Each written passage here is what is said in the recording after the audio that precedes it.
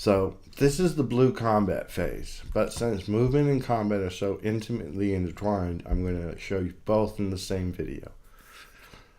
Last time they attacked us, and we have 3 people right here that are already adjacent to units. So that means this unit, this unit, this unit, this unit, and this unit must be attacked. All these others do not need to be attacked.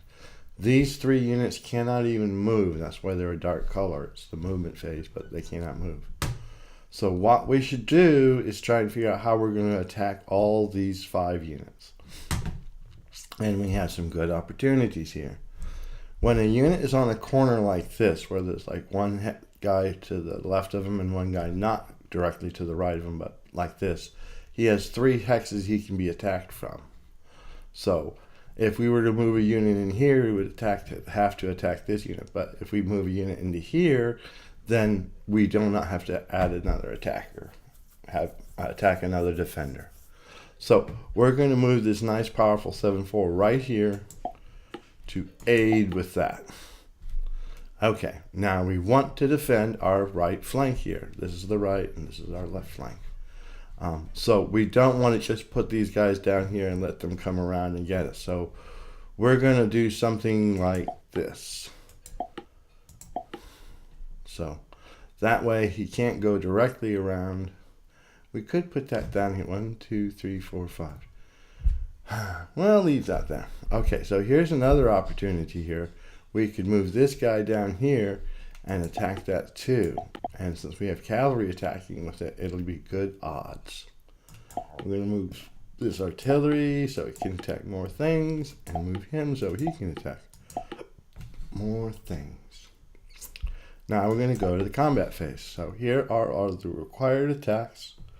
These are optional attacks. See, they're a light color, but they aren't surrounded in the black dashed lines. And these are required defenders. So we have to attack every one of these people, and we can add people if we have extras left over. So here we're going to try just to start out to sort of get the lay of the land. We have a bunch of 1-to-1s. 1-to-1s are fairly benign. Except that, so a 1-to-1 there will be no exchange, no loss of a unit. One guy retreats and the other guy can advance if that's true. So here what we can do is we want to get this 3-to-1. Notice it's green. That means it's going to fight on the cavalry combat table. Cavalry combat table has no blood on it because it's considered the cavalry unit retreats before combat unless an attacker has a cavalry in it. So now I move a cavalry unit over, and this becomes a much nicer attack. It becomes 5-to-1. And let's get the details. We have an infantry and a cavalry attacking, so that is a combined arm shift. We have 2 and 7 divided by 2, so that's 9 divided by 2, which is 4.5-to-1. 4.5-to-1, we go to 4-to-1 plus the shift is 5-to-1. So 5-to-1 is pretty good. We're going to kill that guy. We might get an exchange, but we're going to he's not going to live to see another day. Doing this forces us to attack this guy, but we have additional artillery that we can use that. This is sometimes called a soak-off attack. Since an artillery that's far away like this, range 2 or more, is attacking a defender, it will not suffer any adverse effects of the combat. So, for example, we could attack this thing at a 1-to-4 if you'd have to, if we had a weak artillery and a strong infantry. And you might get all AEs, but since he's 2 hexes away, he will not suffer any adverse effects.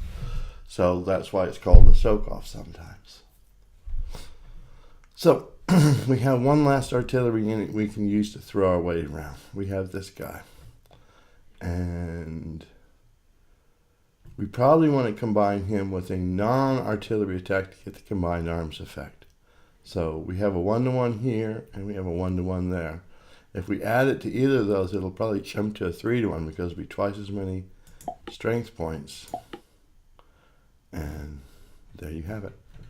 Okay, let's try putting it to the bigger unit, because that way if you kill it, it's killing a bigger unit.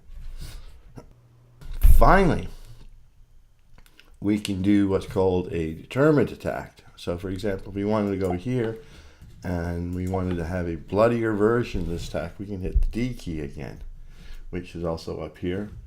And doing that will make this turn red, and we'll get one extra EX result. If I hit it again, it will go to a DR there, see? So 3 to 1s has 2 EXs if we really wanted to kill the unit. And since I'm feeling a little bit bloodthirsty, we're going to do that. And we'll do the same thing down here, where the 5 to 1 goes from DEs, and well, 5 to 1 actually does not change, so we're not going to do that. So that's an interesting thing. So here we go.